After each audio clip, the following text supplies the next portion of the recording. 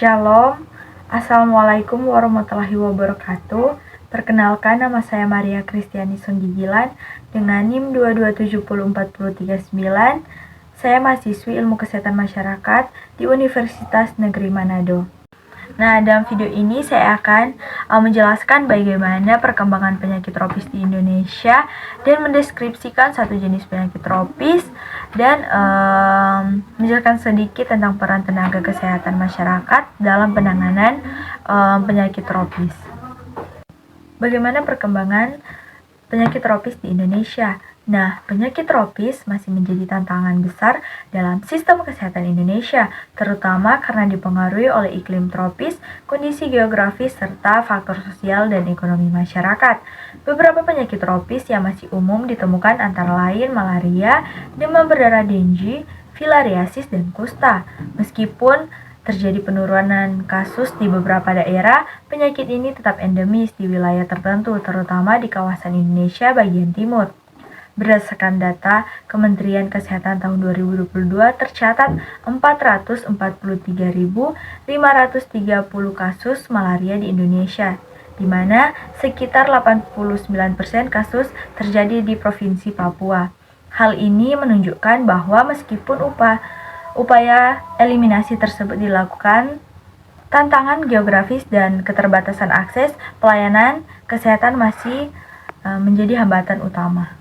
Penyakit yang saya ambil untuk dideskripsikan yaitu penyakit malaria. Nah, malaria merupakan salah satu penyakit tropis yang disebabkan oleh parasit Plasmodium dan ditularkan melalui gigitan nyamuk Anopheles betina. Penyakit ini menimbulkan gejala seperti demam tinggi, menggigil, sakit kepala, mual, dan kelelahan. Jika tidak ditangani dengan cepat, malaria dapat menyebabkan kondisi serius bahkan kematian. Pemerintah Indonesia menetapkan target eliminasi malaria secara bertahap dan hingga tahun 2024 sebanyak 398 dari 514 kabupaten kota telah menerima sertifikat eliminasi malaria. Namun, eliminasi ini perlu diperhatikan dengan upaya aktif, terutama di daerah yang masih memiliki potensi reintroduksi penyakit. Pencegahan malaria dilakukan melalui berbagai strategi, baik oleh pemerintah maupun masyarakat. Upaya utama yang terus digencarkan adalah distribusi kelambu berinsektisida secara massal kepada penduduk daerah endemis, penyemprotan insektisida di pemukiman, serta edukasi masyarakat tentang pentingnya menjaga kebersihan lingkungan.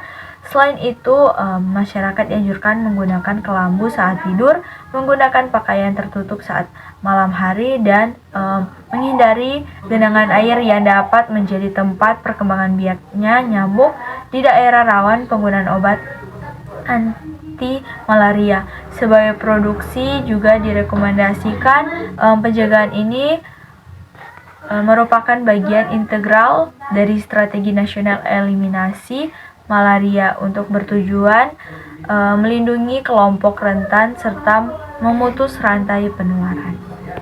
Nah, tenaga kesehatan masyarakat atau Nakesmas memegang peranan krusial dalam pengendalian penyakit tropis khususnya malaria. Mereka bertanggung jawab atas deteksi dini kasus melalui pemeriksaan cepat, pelaporan, dan surveillance aktif di lapangan. Selain itu, Naskesmas juga memberikan edukasi kepada masyarakat mengenai pentingnya pencegahan malaria dan menjaga kebersihan lingkungan untuk memutus siklus nyamuk penularan di daerah endemis.